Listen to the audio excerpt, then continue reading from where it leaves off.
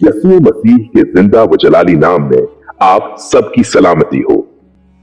खुदावान की शुक्रगुजारी करते हैं एक और दिन के लिए अपने चैनल पर हम आप सबको खुश आमदीद कहते हैं। इसी के साथ ही हम अपने प्रोग्राम का आगाज करते हैं। हमारे एक सब्सक्राइबर का कमेंट में सवाल था कि क्या बाइबल वाकई सच है? सदियों से बाइबल करोड़ों लोगों के लिए तसल्ली, रहनुमाई और तहरीक का जरिया रही है, लेकिन क्या इसने वक्त की आजमाइश का सामना किया है? आइए बाइबल की दिलचस्प दुनिया में गोताजिन हों।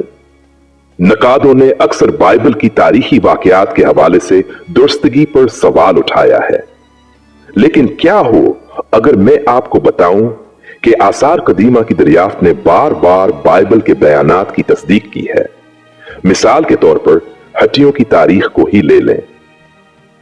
दहाइयों तक शक करने वालों ने दलील दी कि बाइबल में हड्डियों का जिक्र एक अफसाना है।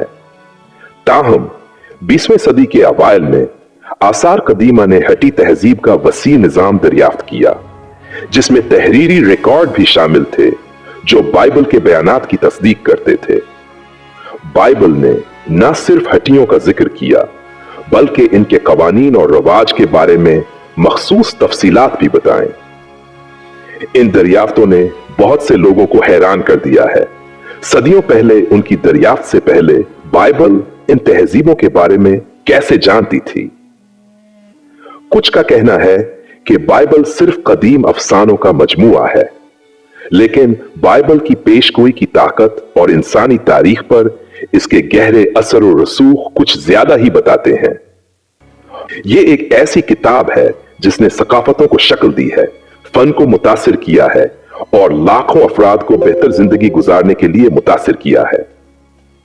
चाहे आप ईमान वाले हों या सिर्फ जिंदगी के बड़े सवालों के जवाब तलाश कर रहे हों, बाइबल हमेशा की हुकमत और उम्मीद पेश करती है। मोहब्बत, माफी और नजात का इसका पैगाम नस्लों के लोगों के साथ गूंजता रहा है। शवाहिद इस बात की तरफ इशारा करते हैं कि यह सच है। जैसे जैसे हम तारीख की गहराइयों को तलाश करते रहते हैं, बाइबल की दुरुस्तगी और मुनासबत ज्यादा वाज़ेह होती जाती है।